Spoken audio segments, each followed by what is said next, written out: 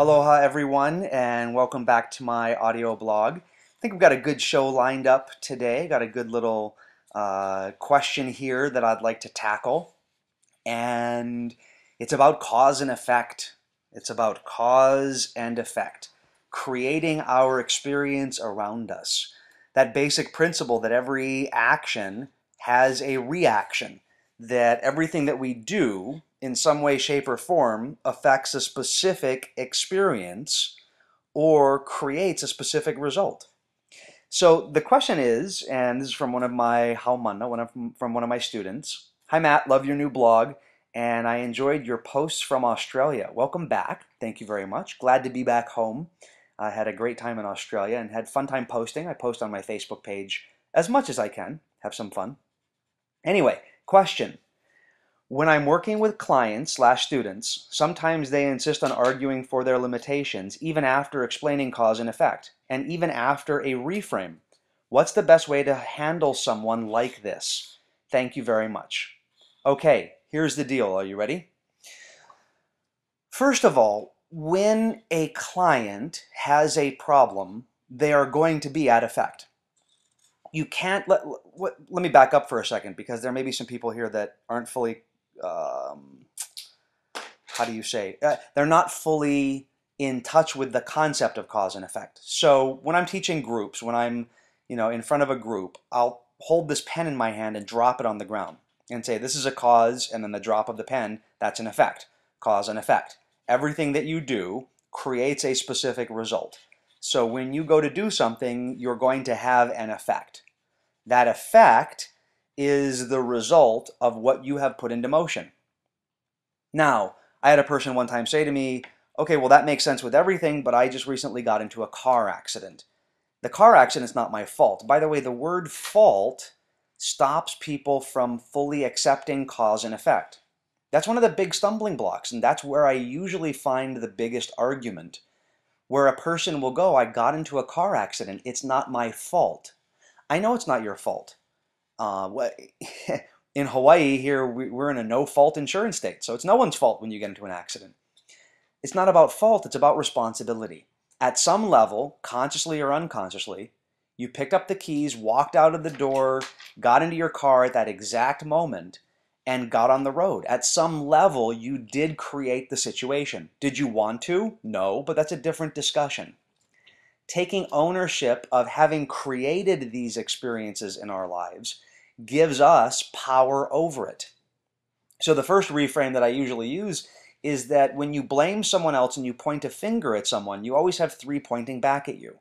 That's something that my grandfather used to say, that when you point at someone else, you have three fingers pointing back at you, which means you probably have more to do with it than you realize.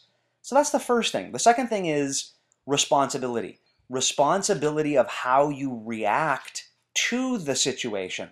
Not about fault, not about blame. How do you react to it? Are you going to get the learning? Are you going to get the seed of knowledge, the Hawaiian word, anno ai? Are you going to get that pohaku, that stone that you can add to your foundation? Or are you going to blame other people? So I'll sit there during my trainings and I'll say to people, have you seen the documentary Super Size Me? People put their hands up, and I say, so how many of you believe that McDonald's is addicting? And a certain number of hands go up. And I go, great. How many of you believe that McDonald's is not addicting? And a certain number of hands go up. And I go, great. How many of you don't care and just don't eat McDonald's? And another group of people raise their hand, and I say, okay, here's the deal. You ready? Those of you that believe McDonald's is addicting, it's addicting. For those that believe it's addicting, it is addicting. And then for those that believe it's not addicting for them. There's no point in arguing over this. From a medical standpoint, it is not physiologically addicting to the point where your body will shut down without it. Can you crave an amount of salt, sodium, if you take in so much sodium over time that your body gets used to it? Of course you can. Of course you can crave that. You can crave a level of sodium, and that can seem like an addiction, but it's not literally medically addicting to be eating McDonald's. Does your body have certain repercussions of putting junk food in it? Of course. And for those of you that know me, I used to weigh 85 pounds more than I do right now. I used to be a lot heavier. And I did blame a lot about things like I travel. And so I have to eat in hotels. And, hotel food is awful. It's terrible for you. But I would literally blame the hotel food for my state of being unhealthy. Now, here's the deal. When I took responsibility for my reaction to my physical health and well-being, it was one of the huge steps in moving forward in getting healthy. So it's not about my fault that hotels have bad food. It's not about my fault that hotels don't serve healthy alternative choices. I take responsibility when I go someplace now, and what I do is I go seek out the foods that will allow me to be healthy, or I carry foods with me. I literally will pack foods that will help me maintain my health. So that's really kind of what cause and effect is about. It's not about fault or blame. It is about really taking responsibility in your life for your reactions. Now, having that basic understanding, keep in mind that when I was 85 pounds heavier than I am now, if I came to see you and I was your client and you said, "Do you realize you're responsible for your health?" my reaction would be, "No, it's not my fault. McDonald's is addicting. They put things in foods that make you crave it more, like sugar. It's not my fault that they put those in there." And you might explain cause and effect to me, and I might get it intellectually, but I'm not going to incorporate it in my life just by understanding it. The question is, what do you do with a client who is insisting on arguing for their limitations even after explaining cause and effect? Here's the simplest thing. Don't argue with them. Explain the concept, and then what you do is you do the techniques to help them release the baggage. You see, a client is your client, a student is your student because they are at the effect side of the equation. It's not good or bad, it's just where they are. I am a client because I'm unhealthy. Help me get healthy. Do you realize you're responsible for your health? No, I don't. Okay, great. Do you understand the concept of cause and effect? Yes, I do. Good. Let's move forward and release some baggage. Let's move forward and let go of the things that we need to let go of. And in fact, all of NLP, all of the mental and emotional release techniques that I teach, HUNA, all of these things help you to move from the effect side of the equation to the cause side of the equation. All of these things help you as an individual get more in control of your life. And so in essence, every technique that you're doing with a client is helping them get more to cause. Everything you say, everything you do with a client is helping them become more in control of their lives. Now, if a client flat out said to me that they are not going to, in any way, shape, or form, accept responsibility at all, no matter what, then I'm going to spend a little bit more time reframing them. I'm going to spend a little bit more time talking to them about the fact that it's not about fault or blame. It's about taking responsibility for your reaction, about really owning that and saying at the end of the day, it's up to me to get healthy. It's not someone else's job to make me healthy. It's not someone else's job to make me empowered. It's my job to do it. And when I was going back to school and getting my PhD in psychology, when a smoker decides that they want to quit and they find a program that can help them quit, and it's up to them and it's for them and it's all about them, it's like they have a 90% success rate when they have the right program. When a person wakes up and says, "I'm going to quit for someone else," or "I really would like to quit, but it's not my fault because cigarettes are addicting." Okay, great. They have close to, it's like 80-85% failure rate of quitting. Why is it so high? Because they haven't taken ownership. They haven't taken responsibility. They haven't taken that inside and made it so that they have the ability to really own it and be in charge of their results. So what you need to do is you need to realize that the tools and techniques that you have help you move from the effect side of the equation to the cause side of the equation. So it's not just about pushing some sort of concept on a student or a client. It's about explaining it to them and then doing things with them that helps them get to cause. Now, for those of you that are sitting there going, yeah, this is neat, but it's all well and good, but I'm not really sure, what about the big ones? By the way, I'm a fan of talking about the really big stuff.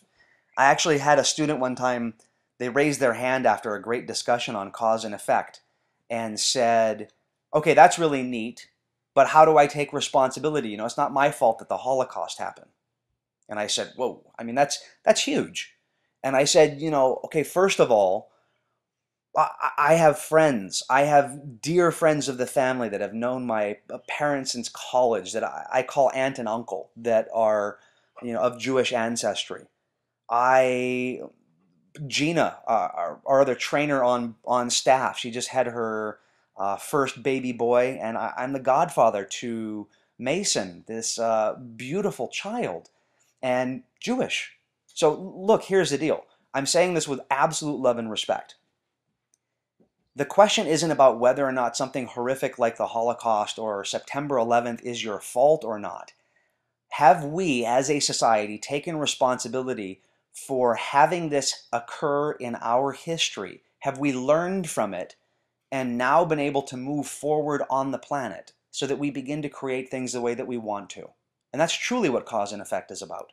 From my heart, it's about taking responsibility and saying, I'm responsible for my reaction. What am I going to do now to make this a better place? To pass it on to the next generation in such a more magnificent way than I received it. And I had this guy in the training, and he's shaking his head no, he wasn't getting it. And he said to me, so what if I brought you a small little child who had been abused, and would you just look at them and say, get to cause? Now, I have to admit, for me, that was kind of a boundaries violation because he was basically calling me on my integrity and my ethics. And so I looked at him and I said, well, first of all, it's inappropriate that you would think that. I have kids. I said, and that literally would show no heart, no ethics, and no integrity. Of course not. I said, and here's the deal. What I would do is I would look at that small child who has gone through something that I could not even imagine what that would be like. And I would remind myself that as an adult, when that child overcomes that and learns how to be empowered, they're going to be a light that guides other people to let go of their stuff and to move forward on their paths. And I've met people in my trainings who have been through things I can't even imagine. And they're a beacon of light for other people. And I said, look, here's the deal. If I look at that person as a victim, if I look at that person as anything less than magnificent, then I'm buying into something that isn't going to help them at all. I said, here's what I have to do as an individual.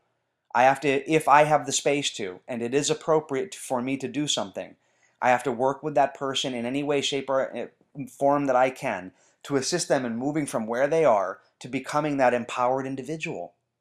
And it's seeing them as that beacon of light. There was a lady in the training, and she was in the back of the room. She raised her hand. She shared with the group, she said, I had been abused from, I can't remember if it was like 6 or 7, all the way up till she was a teenager. She said, and I want to share with the group that a lot of people sometimes when I share what happened in my past, she said, that they would look at me as being broken.